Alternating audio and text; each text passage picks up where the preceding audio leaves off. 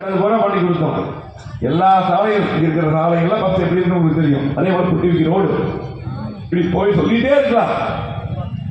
இன்னைக்கு கோவை மாவட்டத்தை மாற்றி அமைச்சோம். இன்னைக்கு ஆத்துப்பாலத்துல போய் பாருங்க, ஆத்துப்பாலத்தில் போய் பாருங்க எப்படி இருக்கு.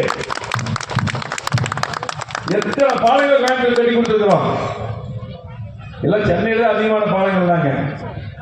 பெரிய வாய்ப்பை அம்மா அவர்கள் எனக்கு அமைச்சராக ஒரு வாய்ப்பு கொடுத்தாங்க. எடப்பாடி தொடர்ந்து முதலமைச்சராக வந்தாலும் நாங்கள் அமைச்சராக இருந்தோம்.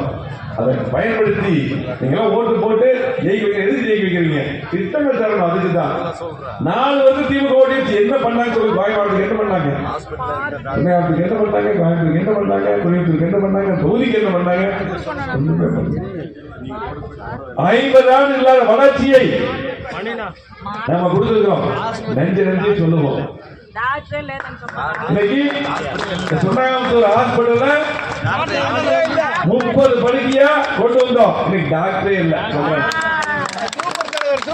30 படுக்கையா நீதி கொண்டு வந்தது நம்ம கொண்டு வந்தோம். இன்னைக்கு டாக்டர் இல்ல. இன்னைக்கு எல்லா திட்டங்களும் நம்ம கொண்டு வந்து கொடுத்தோம். எல்லா சாலைகள், ரோடுகள் இன்னைக்கு பாத்தீங்கன்னா இன்னைக்கு தேவையான அளவு பள்ளி கட்டடங்கள், அதே போல இந்த தேவையான அளவு பள்ளி கட்டடங்கள், அதே போல பாத்தீங்கன்னா அரசு மருத்துவமனை எல்லாம் சொல்லிட்டே இருக்கலாம்.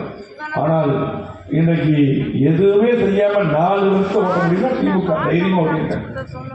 ஆனா இது யாருமே கேட்கறது. நம்ம இருக்கும்போது எத்தனை மனு கொடுப்பாங்க, எத்தனை கேள்வி கேட்பாங்க. திமுக யாருமே கேட்கறது. என்ன தெரியும், யாரும் போய் கேட்கறதே இல்லை.